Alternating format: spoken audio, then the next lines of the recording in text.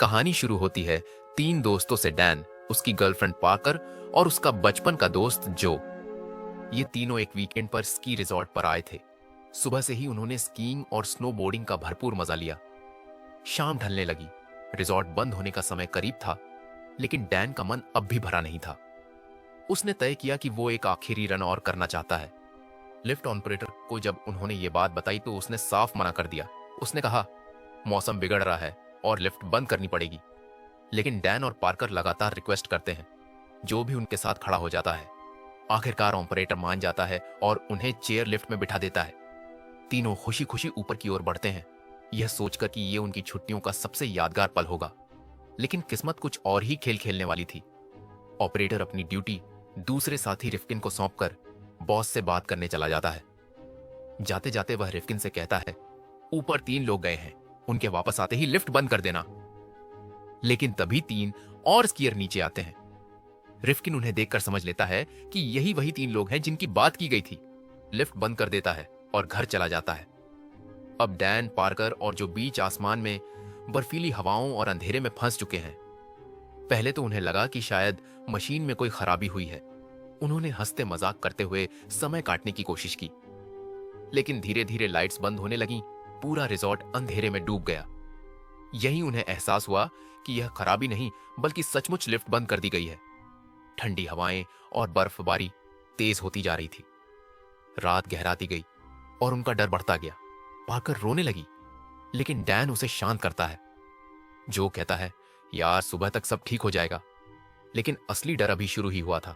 अचानक तेज तूफान और बर्फबारी शुरू हो गई। हड्डियां जमा देने वाली ठंड उनके लिए जानलेवा साबित हो रही थी। उन्होंने दूर से एक स्नो कैट ट्रक को आते देखा। तीनों ने जोर से चिल्लाया, इशारे किए, लेकिन तूफान और ऊंचाई की वजह से ट्रक ड्राइवर ने उन्हें देखा तक नहीं। अब उनकी आखिरी उम्मीद भी टूट गई। डैन ने हिम्मत जुटाई और कहा, मैं नीचे कूदता हूं और मदद लाता हूं। पार्कर और जो उसे रोकते हैं, लेकिन डैन जिद पर अड़ा रहता है। वो अपने स्नोबोर्ड नीचे फेंकता है और छलांग लगा देता है। अगली ही पल जोरदार धमाके के साथ उसके दोनों पैर टूट जाते हैं। हड्डियां बाहर निकल आती हैं। डैन दर्द से चीखता है, उसकी चीखें घाटी में गूंजती हैं। पार्कर और जो ऊपर से बेबस होकर देखते हैं। और तभी सबसे बड़ा खतरा सामने आता है। मदद के लिए चीखता है, लेकिन पार्कर और जो कुछ नहीं कर सकते। भेड़िया उसे बेरहमी से नोच नोच कर खा जाते हैं। डैन की दर्दनाक मौत ने पार्कर और जो की रूह तक जमा दी। सुबह होने पर पार्कर फ्रॉस्ट बाइट से परेशान थी। उसका हाथ सेफ्टी बार से चिपक गया था। जब उसने जोर से खींचा तो उसकी चमड़ी छिल गई। जो अब पार्कर को बचाने की ठान लेता है। वो चेयर से निकलकर केबल पकड़ता है और पोल तक चढ़ने की कोशिश करता है। तेज धार वाली केबल से उसके हाथ कट जाते हैं, खून बहने लगता है। लेकिन जो हार नहीं मानता। आखिरकार वो पोल तक पहुंचता है और धीरे धीरे नीचे उतर जाता है। लेकिन वहां नीचे भी भेड़िया उसका इंतजार कर रहे थे। जो उसकी पोल से उनका सामना करता है। वो पार्कर को देखकर कहता है, मैं मदद लेकर जरूर लौटूंगा। फिर स्नोबोर्ड पर बैठकर नीचे फिसल जाता है। भेड़िया उसके पीछे दौड़ पड़ते हैं। अब पार्कर अकेली रह जाती है।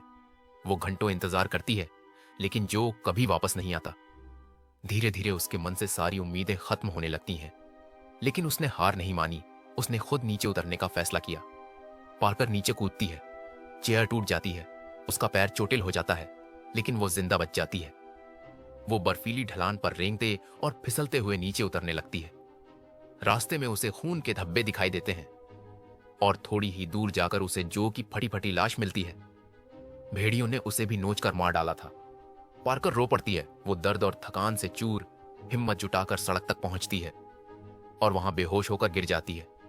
तभी एक कार वहां से गुजरती है। ड्राइवर उसे देखता है और तुरंत रोककर अस्पताल ले जाता है। पार्कर की आंखें बंद हो रही हैं और उसके कानों में डैन की आखिरी आवाज गूंजती है, You'll be okay, baby. You're gonna be okay. Film यहीं खत्म होती है। लेकिन इस कहानी का असली डर यही है कि यह सब कुछ इतना हकीकत जैसा लगता है। ना कोई भूत, ना कोई राक्षस, बस बर्फ, ठंड और इंसानी गलतियां जो इंसान को मौत से भी डरावनी हालत में पहुंचा देती हैं।